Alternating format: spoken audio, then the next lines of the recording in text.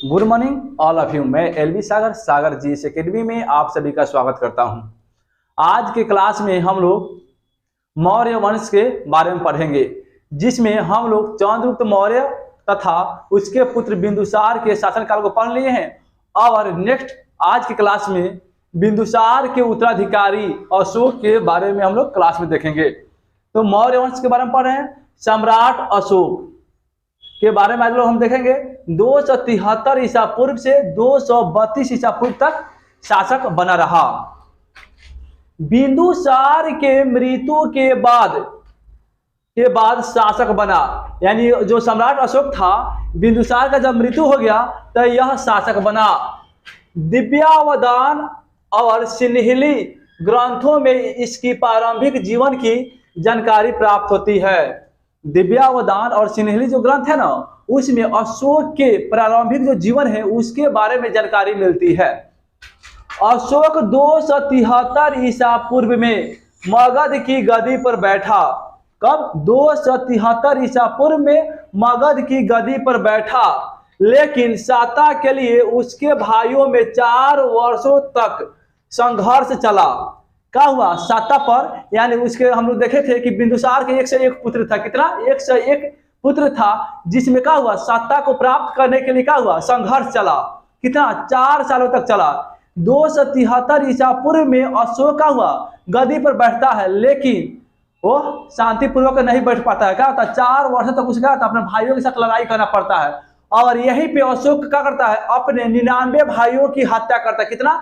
99 भाइयों की हत्या करता है। और जो सबसे छोटा पुत्र 30 जो भाई था 30, उसको अपना सहयोगी बनाता है और उसी का एक हत्या नहीं करता जो सबसे छोटा भाई था 30।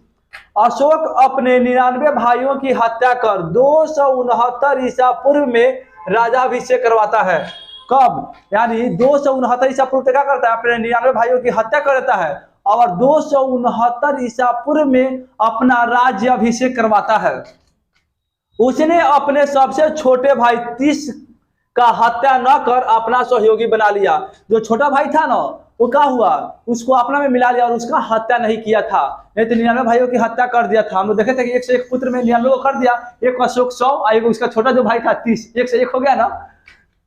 अशोक के अभिलेख में उसकी एकमात्र पत्नी कारूबाकी का उल्लेख मिलता है। यानी जो अशोक का अभिलेख है उसमें इसके एकमात्र पत्नी कारूबाकी का उल्लेख मिलता है। नहीं तो इसके कई पत्नियां थी। का इसके भी कई पत्नियां थी, लेकिन उसमें से एक सिर्फ कारूबाकी का उल्लेख उसके अभिलेखों में मिलता है।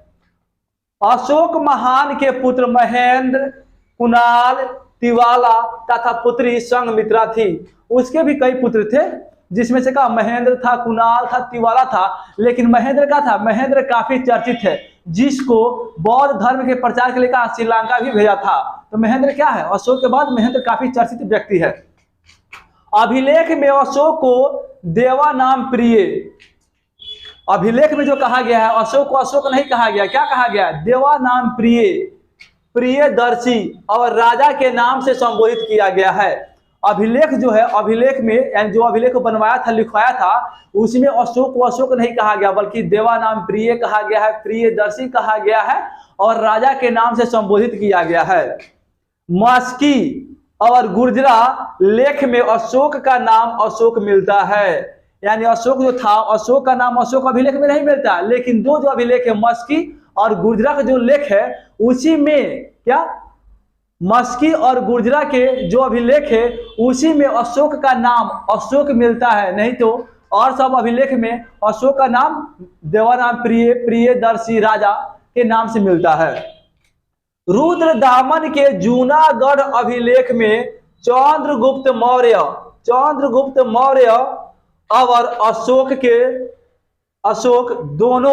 अशोक दोनों के नाम मिलता है। यानी किसका? चंद्रगुप्त मौर्य का और अशोक का नाम मिलता है। कहाँ? तो रुद्रदामन के जूनागढ़ जो अभिलेख है, रुद्रदामन के जो जूनागढ़ अभिलेख है उसमें चंद्रगुप्त मौर्य और अशोक दोनों के नामों का उसमें क्या होता है? चर्चा होता है, उसमें लिखा हुआ है।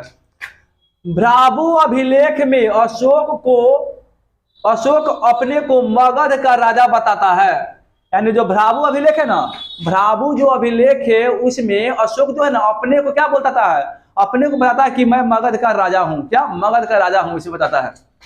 राजतरंगिणी के अनुसार, अशोक कश्मीर में वितस्ता नदी के किनारे श्रीनगर नामक नगर की स्थापना की। यानी राजतरंगिणी किसकी पुस्तक है? तो राजतरंगिणी पुस्तक क्या है? कलहर की पुस्तक है। क्या? कलहर की पुस्तक क्या है? राजतरंगिणी है, जिसमें कश्मीर के विस्तृत चर्चा मिलता है। क्या? जो राजतरंगिणी है उसमें कश्मीर का क्या होता है? विस्तृत चर्चा मिलता है। और उसी में बताया गया है कि जो अशोक है ना, क्या करता है? वितस्ता नदी के किनारे, कहां पे? कश्मीर में वितस्ता नदी के किनारे श्रीनगर, जो श्रीनगर आज है, उस नगर की स्थापना कौन करता है? अशोक करता है। अशोक 261 ईसा पूर्व में कलिंग पर आक्रमण करता है। कब? यानी कलिंग के युद्ध हम लोग पढ़े हैं ना, कलिंग का युद्ध 261 ईसा पूर्व में अशोक के द्वारा क्या होता है? कलिंग पर आक्रमण होता है 261 ईसा पूर्व में। और जब ये आक्रमण करता है तो हाथी गुफा अभिलेख से, का हाथी गुफा जो अभिलेख है उससे पता चलता है कि उस समय वहां का शासक नंद राज था। कौन था? नंद राज वहां का कौन था? शासक था। कब? जब अशोक 261 ईसा पूर्व में कलिंग पर आक्रमण करता है तो उस समय वहां के राजा नंद राज था। और जो क्या होता है, अशोक के 13वें शिलालेख में बताया गया है कि इस युद्ध में काफी नरसंहार हुआ, जिसमें 1 लाख लोगों का 1.5 लाख लोगों का क्या निष्कासित कर दिया गया। निष्कासित यानी बंदी बना के क्या किया गया? उसे हटा दिया गया। और 1 लाख लोगों को 1 लाख लोगों का हत्या कर दिया गया। 1.5 लाख को निष्कासित कर दिया गया, 1 लाख की हत्या कर दी गई। और उससे कहीं ज्यादा लोग उसमें क्या हुआ? उसमें मर गए। उससे ज्यादा कहीं उसमें लोग मर गए।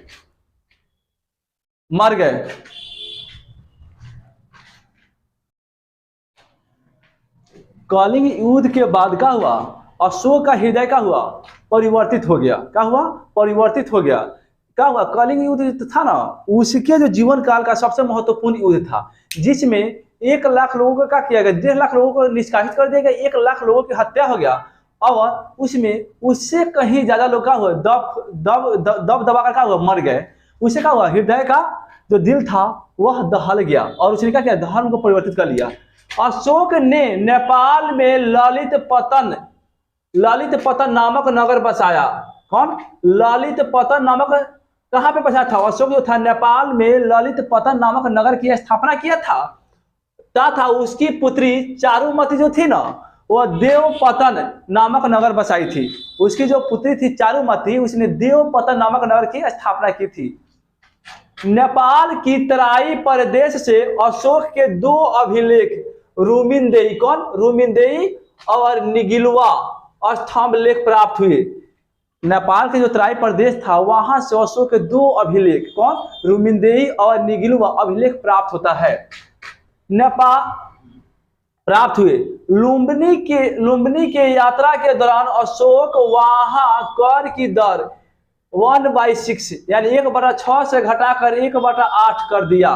यानी जब क्या किया? जब अशोक लुम्बिनी की यात्रा किया तो क्या किया कि वहां पर जो कर का दर था ना 1/6 था। यानी 6 किलो में 1 किलो, समझ लीजिए क्या, 6 किलो में 1 किलो का था कर के रूप में दे देना था। लेकिन उसको क्या किया? उसको घटा दिया। बोला कि अब कर की दर को घटा के 1/8 कर दिया। यानी 8 किलो में 1 किलो, 8 रुपया में 1 रुपया, यानी उसके दर से क्या किया? वहां पे कर को घटाकर कर दिया। कलिंग के युद्ध के बाद अशोक ने भेरी घोष का त्याग कर दिया। क्या? भेरी जो घोष था उसका त्याग कर दिया और धर्म घोष को अपना लिया। क्या किया? यानी जो कलिंग के युद्ध था उसे क्या हुआ? काफी वो भी आहत हुआ, उसका दिल दहल गया और क्या किया? भेरी घोष को यहाँ पे त्याग कर दिया और धर्म घोष को अपना लिया और कहा कि इसके बाद से क्या होगा? युद्ध नहीं का उसके बाद से युद्ध में उसको विश्वास नहीं था और युद्ध का त्याग कर दिया। निग्रोथ के प्रवचन से प्रभावित होकर अशोक बौद्ध धर्म को अपना लिया।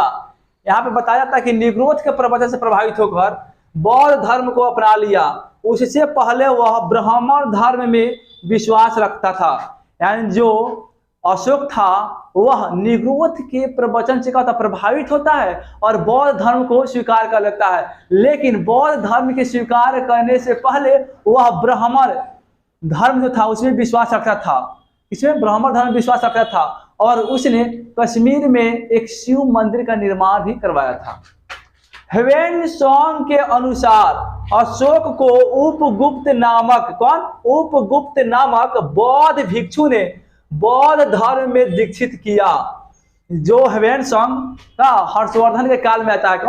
ह्वेन-सॉन्ग जो चीनी यात्री था हर्षवर्धन के काल में आता है। वह बताता है कि जो अशोक था उसको बौद्ध धर्म में दीक्षित करने वाला कौन था? तो बौद्ध भिक्षु उपगुप्त था। उपगुप्त था जिसने क्या किया? अशोक को बौद्ध धर्म में दीक्षित किया।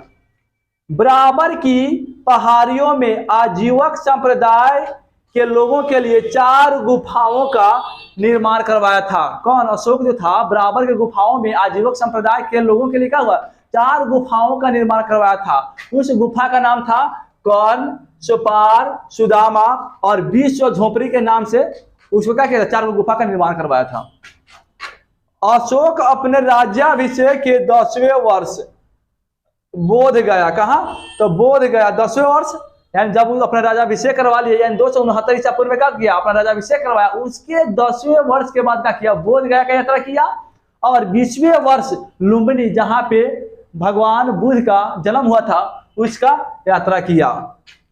बौद्ध धर्म के प्रचार के लिए अशोक ने अपने पुत्र महेंद्र और पुत्री संघमित्रा को श्रीलंका भेजा था। क्या किया? बौद्ध धर्म को अपना लिया और युद्ध में क्या इसका सफा विश्वास से हट गया।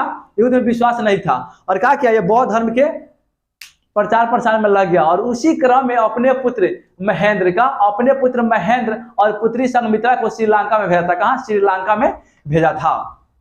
अगर ये वीडियो आप लोग को अच्छा लगता है तो लाइक कीजिए, चैनल को सब्सक्राइब कीजिए और अपने दोस्तों में शेयर कीजिए। बहुत बहुत धन्यवाद।